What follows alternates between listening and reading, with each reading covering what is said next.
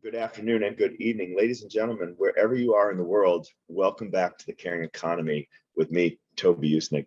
Today we have as our guest Lisa Sherman. She is the President and Chief Executive Officer of the Ad Council.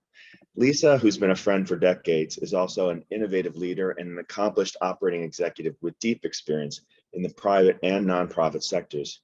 She has had over 35 years of experience building and transforming and growing organizations. As president and CEO of the Ad Council, she leads all aspects of this national institution, working at the intersection of media, marketing, technology, entertainment, and advertising. The Ad Council convenes the world's best marketers to create public engagement campaigns. By leveraging this cutting-edge product and approaching digital technologies in a creative way, the organization tackles the most pressing issues facing the country. And we're going to talk about that today. But first, welcome to the Caring Economy, Lisa Sherman. Toby, it's great to be here, and thank you for having me. So we go so far back. I know you better than my listeners. So give us a sort of a 2-minute digest of Lisa Sherman, sort of where you were born, how you were raised, educated. Now you're a proud Dickinson alumna, and how you got your career start. So I was born and raised in Philadelphia, to probably a middle-class family. My dad had his own business, which was with his brothers. So that was very much a part of our lives. And we would all work there on the weekends to help out and make extra money. I was a huge Philadelphia sports fan because we came from a very big sports family, played sports growing up. And with respect to so I went off to Dickinson College in Carlisle, Pennsylvania. I had no idea what I wanted to do when I grew up. I think I finally figured that out, but it took a long time. So right out of college, I really thought, I know business a little bit because of my family's business. And so I just jumped into an opportunity to work at the time for what we called the telephone company. We know it today as Verizon. I was there. I thought I would be there for a few years and move on. But what I realized when I got there, and at that time, and you may remember this too, people would join companies and stay for decades, often retiring there. And I just assumed that that would be my trajectory. But about 17 years in, a number of things happened. And I just decided that it was time for me to try something new. And so I actually went completely the other way. I left this company where I'd been for 17 years. I'd climbed the corporate ladder. I was in the marketing organization. I was running brand management and advertising. And I jumped into starting my own company as an entrepreneur because, as I mentioned, sports was in my blood. I love sports.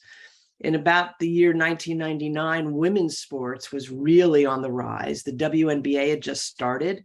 The WUSA, the women's soccer team, had just won the gold in the Olympics. And I'd seen many young girls growing up playing sports like I did, but it was much more of a thing in 2000. And I just thought, I love marketing and I love sports, and I want to bring these two things together because I know that marketers use sports to reach men all the time. Why not create a concept where we could use marketing and sports to reach the people who are making most of the decisions or influencing most of the decisions in the household, and those are women, right, and the kids that they raise. And so we founded a company called the Women's Sports Network. It was a marketing services company where we brought brands together with sports properties and athletes. And it was such a rush because for the first time in my life, I really was able to marry something I cared deeply about and was very influential in my life, sports, with the craft that I'd come to love, marketing. And we went out and raised venture money and did all kinds of fun things.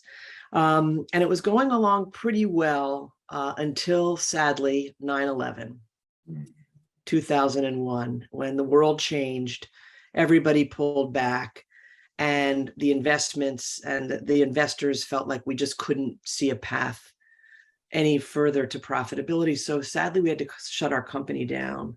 But I will tell you, it was the most influential experience of my career up until that point. The scrappiness and the entrepreneurial energy and loving what I did in a different way. I went from there to an ad agency, ultimately got called about a really unique opportunity to launch and lead the very first LGBTQ cable network called Logo TV that was being launched by Viacom.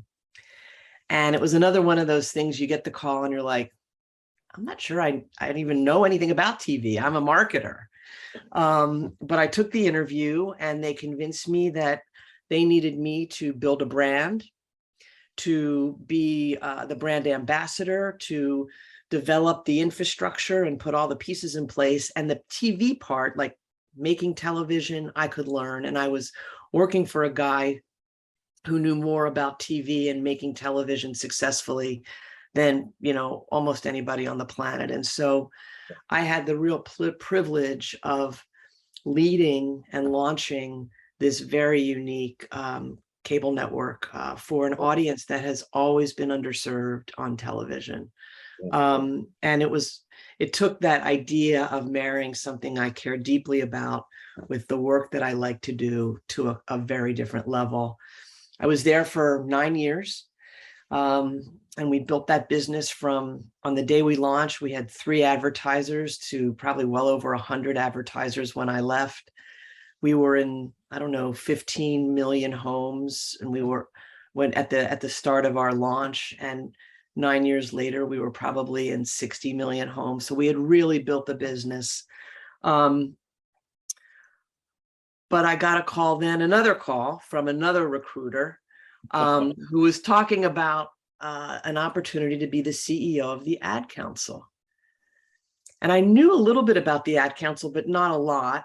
And I thought, but I had a very visceral reaction. I literally have said, I felt like lightning went through my body.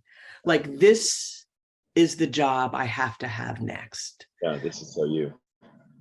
Because as you know, and as I've said, I've always been very purpose driven, and it's sort of a core value of mine to really do what I can to help make the world better in whatever big or small ways that is. And I thought the opportunity to do that at the Ad Council would just be an extraordinary gift and an honor. And it actually, now that I know a little bit about the Ad Council and can talk about it, we bring together the industry, ad agencies, media companies, and brands to use their superpowers for good. And I had just spent my entire career at brands, media companies, and agencies. And I thought, it's all coming together in this moment. And so luckily enough, I landed the gig, and I've been here for 7 years. Amazing how time flies. I can remember the logo way back when, and gosh, time flies. So I want to ask you one question about the women's sports marketing, and then about logo. On the women's sports marketing, remind me or educate us a little bit. Title IX, wasn't that really coming into the fore then? Was that the? So Title IX is 50 years old this year, I believe. So it was post Title IX, but women, so where I think women's sports had really not caught on. Women were still, in my view, second-class citizens. I remember when I was at Dickinson, I played basketball, and there was one gym and one basketball court. And the guys always got the great practice time slot, and we had to wait for them to be finished. Our games had to come when they weren't playing. So yes, technically women were playing sports. Title IX required that, but there were many, many differences. Yeah. So I suspect though, over time, that's helped elevate or lift the interest and the participation and raise awareness, because we're still seeing that equalization. It is moving in the right direction. I think you would agree, but wow, we're still not. Yeah. I mean, this year's been a great year for women's sports. The few women who are, in the women's soccer league. I mean, they pushed for pay equity and got it for the first time ever. And you're seeing, that happening across the board. I think tennis has equal prize money for men and women, but there's still more to do. Yeah. And then, and thank you for your leadership on that. So then the question about logo is, it was, although part of Viacom, a big global conglomerate, it's very niche, right? LGBTQ broadcasting or content. Did you ever fear that you might paint yourself into a corner that you'd always be, oh, that gay girl, or you'd never get out of that? Or was that never thought? Well, it's so interesting, Toby, because one of the reasons that I left the telephone company was because I was closeted and I didn't feel comfortable being out. I was out in every other part of my life. I was out to many of my friends at the company, but it wasn't broadly known. And so I like to joke that I left one company because I wasn't comfortable being gay, and then I became a professional lesbian at Logo. It was what you needed to do at the time. So I didn't feel like I would be painted into a corner because I was, it's just one aspect of who I am. And I think I was hired because I was a good executive and a good leader. And it just happened to be for this particular cable network. And so, I didn't really worry about that too much. Yeah.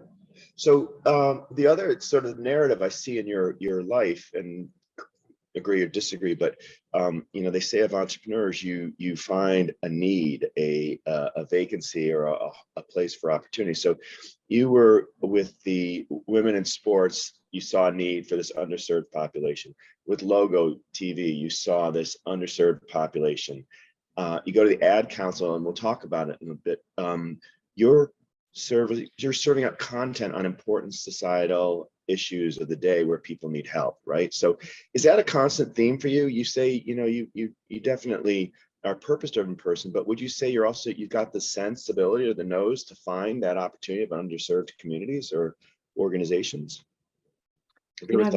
I've never really thought about that. I think I'm always looking for opportunities to do more. So companies to do more, and maybe that is identifying an unmet need. But I think I do have sort of an entrepreneurial wired into my DNA. Even at the Ad Council, the Ad Council's been around for over 80 years now. And there's always ways to do more. There's always ways to do better. There's always ways to have greater impact and take the best of the legacy and move it into the into the future. But I'm going to pay you a compliment. I think you, maybe I'm projecting, but I think you advocate for the underdog. So yes, you always want to do more, but you want to do more for those who probably don't have the same opportunity, right? You could do the same kind of work harder, faster, better to make more money at Goldman Sachs, but you decided not to do that, right? So there's a little bit of altruism in that, I think. So tell us a little bit about the Ad Council. It's known to me, it's known to many Americans. You say it's 80 years old. Give our listeners a sense of what it's about. So it's the backstory is quite interesting, and it was founded over 80 years ago on the promise and the potential of the communications industry's ability to do good in the world. Our roots go back, if you want a quick history lesson, which I think is fascinating, World War II, right? To World War II. So FDR was quite smart, and when the Japanese bombed Pearl Harbor, he knew that he was going to have to bring the country into the war, at which he had resisted. And so he called all of the leaders of the communications industry to Washington to brief them on the war effort and asked them to basically develop ad campaigns to rally the country behind the idea that we had to go to war. Mm-hmm. So some of the early results of that meeting were advertising around I'm sure you recall, loose lips sink ships. Yeah. All of the war bond advertising, that was all the early, they called it the War Advertising Council. They had all, there were these gardens that women, would plant. All of that was part of the War Advertising Council. And I think everybody recognized that they were so effective that when the war ended, the industry got together and basically said, let's form a permanent organization that takes on the most important and pressing issues facing the country, using that same model where advertising agencies on a pro bono basis offer teams of their people to develop ideas and strategies and creative around an issue. Media companies offer donated media to ensure that those messages get seen and heard by the right people at the right place and at the right time. Big brands helped fund those efforts. And that is the model that has existed for all of these years. I read somewhere in preparing for this interview that if it were not pro bono, if a marketer or a brand wanted to pay for your ad equivalency, it'd be over $1.8 billion, that you would be the largest advertising client in the world. Is that a fair statement? Well, I haven't done them. I think it would be huge. It would be huge. We have at any given time 30 different issues that we're working on. Last year, I think we garnered over $1 billion just in donated media, and that doesn't count the time of the teams who are developing the creative. So yeah, I think we would be among the largest advertisers in the country. So I'd like to talk a little bit about some of those 30 ad campaigns, but first, as an internationalist, I wonder, what is there outside the US that's either like the Ad Council, or what work, if any, does Ad Council do outside the US? Because it's such a powerful model, but perhaps a uniquely American model. I don't want to assume. Well, our focus is purely domestic, has always been. We've had conversations with folks outside of the US. Every country manages it differently, which I think is also why it would be hard to get our hands around it. Some countries actually serve that role and bring the resources together through the government. Some have separate organizations, but there is no one model outside of the US. Sometimes if there is an issue that obviously all of these issues that we deal with, for the most part, extend beyond our borders. We might partner with the UN on some of their sustainable development goals where it makes sense and there's alignment. So we look for opportunities because we are all about collaboration, partnership, and bringing and convening, the right people to tackle these issues. So let's do a little look back. First, let's talk a little about some vintage campaigns that I might have grown up with, and then some of the more current ones. For example, I want to believe that Smokey the Bear was one of yours. Is that Yeah. okay? Yeah, I'm old, Toby, but I'm not that old. Okay. Smokey Bear is the longest running PSA in history. It's as old as the Ad Council. Yeah. And in order to stay relevant, and for Smokey to stay relevant, he has evolved, because we used to fight forest fires and now we're fighting wildfires. He's got a huge social platform and is out there in all kinds of cool ways. Like, he's so retro cool right now. He's got a huge following. I'm sure you're familiar with our work with the United Negro College Fund. A mind is a terrible thing to waste. Yes. That's a classic. Friends Don't Let Friends Drive Drunk is ours. Okay. And then, of course, the classic Crying Indian for Keep America Beautiful, for littering and pollution back in the 70s.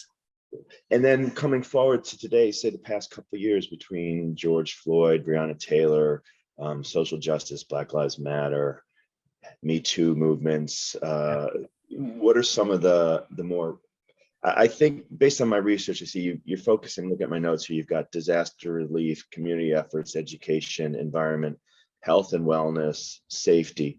Are those the main buckets of your area? Well, we have those 4 buckets. There are 4 buckets, and you just mentioned them. I think again, we're pivoting our own model, trying to be much more agile and responsive as things happen in the world. And so we've done a lot around gun safety. I think that there's we've seen these horrific, mass shootings, but the truth of the matter is, I think the number is over 70% of deaths from guns happen because of guns that are not stored or locked up properly. Wow. And that results in suicides, unintended consequences of somebody finding a gun that's loaded. Children, I think it's 1 in 8 kids a day are killed or injured because of a gun they find. So we've done a lot of work in that area, and we're going to be doing more. COVID was, obviously the biggest issue of our lifetime. Within 5 days of WHO declaring it a global pandemic, we were in the marketplace with information to help educate people on how do you take care of yourselves and your families. Things like social distancing, which now is just part of our lexicon. We never heard of social distancing before.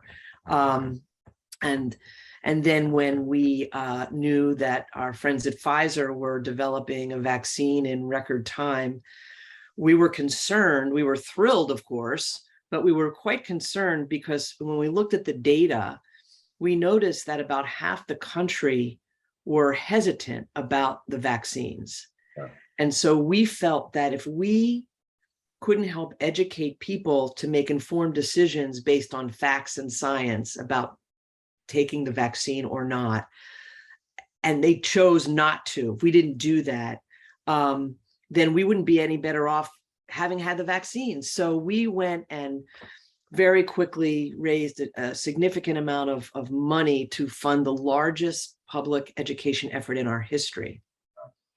Awesome. And I will tell you, in that first year, the vaccine hesitancy focus that we had, that 50% of people that were hesitant, went down to probably 8 or 9%. And obviously we didn't do all of that, but we had a huge role to play in that and brought together a massive coalition of partners who helped us. Amazing. We're going to give a shout out here to our mutual friend, Sally Sussman, as well at Pfizer, who was a guest on this show last year. And we talked a lot about that kind of issue. Ladies and gentlemen, again, today on the Caring Economy, we have with us Lisa Sherman. She is the President and Chief Executive Officer of the Ad Council. Lisa, let's talk a little bit about measurement and impact. I would imagine that the Ad Council, because of the nature of who you work with and what you do, you have probably best in class practices for measurement of impact. Can you talk a little bit about that? How do you measure the success of a campaign or campaigns in general? Absolutely. Everything we do is grounded in research and driven by very specific KPIs. Some of the work that we do is a little tougher to measure because we're trying to change hearts and minds, whereas other things are much more specific. So as an example, for our Love Has No Labels campaign, which is focused on unconscious bias and creating awareness around our own unconscious bias, we took a baseline measure through a tracking survey that we do. We're in the field 24/7 to ask very specific questions. Are you aware of your own bias? Do you feel more open and accepting? And we've tracked that over time. Whereas other campaigns that we have, whether we're asking people to take a test to determine if they might have pre-type 2 diabetes, or take a scan for lung cancer because they were previously smokers, we can track very specifically how many people went and did that. Yeah. So the KPIs are tied to what the campaign is trying to accomplish. Some of that is qualitative, some of that is quantitative, but we use the traditional marketing funnel, looking at exposure and awareness, engagement, and then ultimately impact, which is what we're trying to measure. And how much of your job is, I'll say development or fundraising, in the sense that how much as CEO are you going out and pitching CEOs of other organizations to get on board with a particular cause area? I would imagine that that's the biggest part of your job, is to build consensus and support for a particular campaign. Is that a fair statement? I think I wear a number of hats. Raising money in partnership with the amazing development team I have is one of them. Um, the way our model currently works, typically we are partnering with a nonprofit or government agency who comes to us to say, would you take this on as an issue? So if you look at some of our health campaigns, we're partnering with the American Medical Association or the American Diabetes Association. They're the subject matter experts, and they provide a lot of that information to us.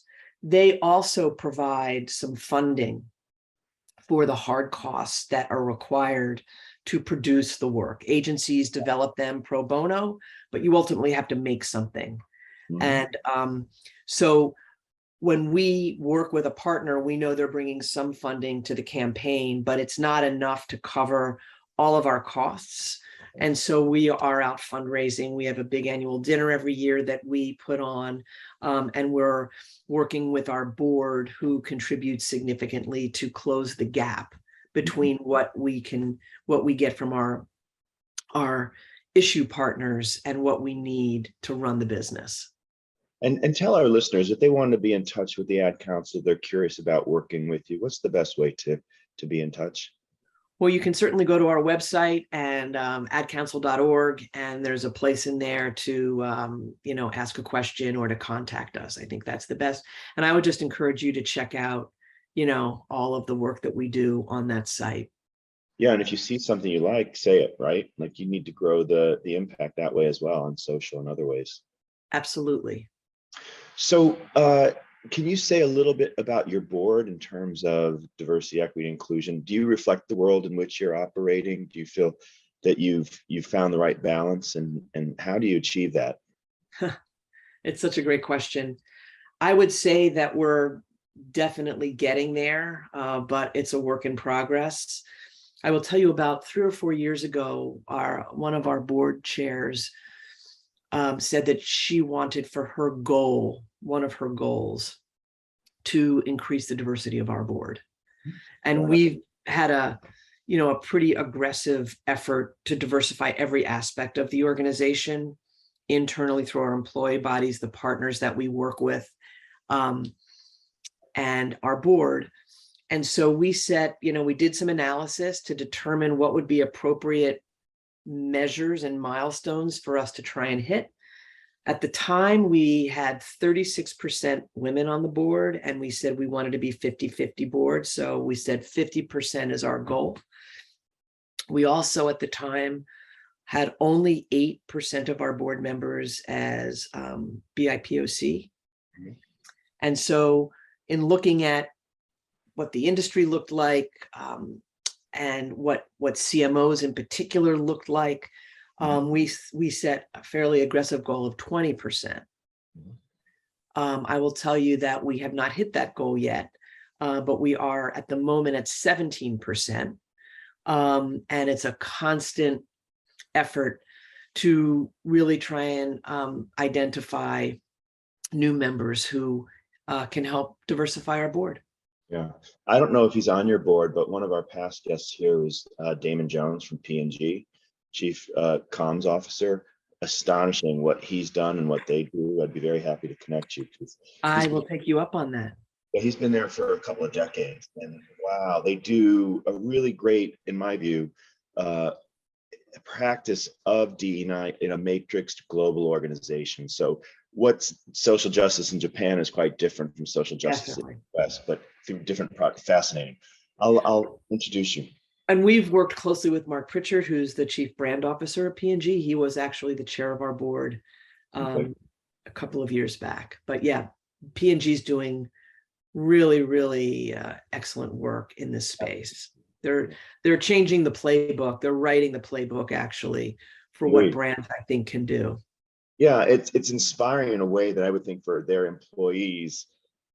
It's not an exercise. It's a collaborative celebration of purpose and business tapping together, I think so. Absolutely. And I'm just a consumer who's loyal to some of their brands. So that sense of optimism leads me to the next question. What has you optimistic about the sort of the state of public advocacy work, and perhaps what's got you sort of challenged or keeps you, with your nose down? Let's talk about what makes me optimistic first, because there's lots of things that are challenging. I think there's two things that come to mind for me. The first is that I was thrilled when maybe 2 or 3 years ago that the BRT, the Business Roundtable, redefined the purpose of a corporation. And instead of just focusing on shareholders, they basically said that our job is to focus on all stakeholders, employees, our partners, our suppliers, and the communities that we serve. And I am extraordinarily optimistic about the way many, many, many companies are stepping into this new thinking about their role in society.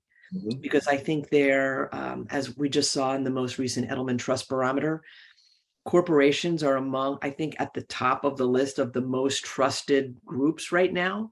People trust their CEOs and their leadership. And I think that their capacity and their ability to really help tackle these big societal issues is not to be understated. So that makes me very optimistic. We've, given all of our partners are these companies, I have seen firsthand what they're capable of. And not just because they have the resources financially, but their reach is so broad. Their footprints are so deep, both internally, looking at engaging their employees, and externally in the communities that they serve. It's a very potent combination. So I'm super optimistic about that. And then I'm very optimistic about, young people. I don't know that I was as aware, or I was my ability to articulate and then lean into the things that I really care about the way I see so many young people today. Like, it's their table stakes. They will not work for a company that is not aligned with their values and takes on the things that they care about.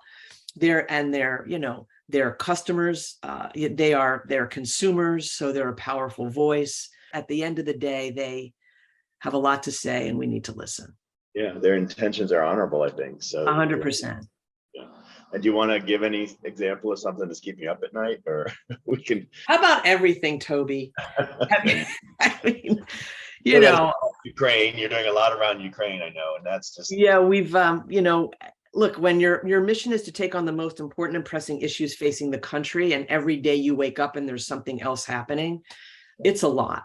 And one of the things that we're really going to be doubling down on right now is the whole area of mental health, which is been an issue. We've been working in that mental health space for a number of years, but I think the pandemic just ripped open, this issue in a way that really brought it to the top, and I think exacerbated what was already existing. Absolutely. And it's everywhere. It touches everyone. And of course, as with so many issues, it also, I think, disproportionately impacts underserved communities and communities of color. Yeah. So there's a ton of work to do there. I saw a nice little 2-minute reel on your site about a young girl, I think in Michigan, a gymnast, and her dealing with mental health issues. So kudos to you for that. In that same spirit, my last question for you, Lisa Sherman, is what about your own sort of work-life balance and healthy mindset? How do you and your wife, Julie, how do you kind of keep that balance and stay positive?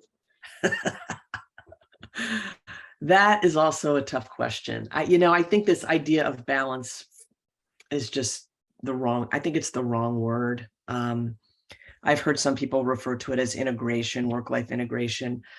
I think for me, I really, some days I'm not balanced at all because work requires it. Some days my personal life or our daughter requires it.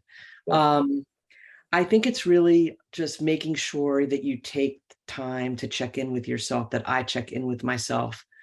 So I'm trying to work out more and just take care of myself that way. On the weekends, I really try and make sure, if it's not the whole weekend, because that's probably not realistic, I'm taking a day or a day and a half to just close my computer and walk away and be outside and do something that I love, and to recharge. Like I find that I need to recharge for myself. Julie and I need to recharge together. And it's just trying to make sure we're taking that time. And certainly work like yours at the Ad Council or even my podcast, these are purposeful in a way that I think somehow does help rejuvenate, right? If you're doing something that's serving a higher purpose, that's serving others, and it somehow doesn't drain in the same way as perhaps a function or a role that's not serving a higher purpose. So I share that with you. Yeah, for sure. There's not a day that I get up that I'm not feeling excited and energized about the work ahead for the day. And I feel very honored to get to do that work. So awesome. Well, Lisa Sherman, CEO and president of the Ad Council, thank you so much for coming on The Caring Economy, and I hope you'll be back. Thanks, Toby. It's always great to be with you.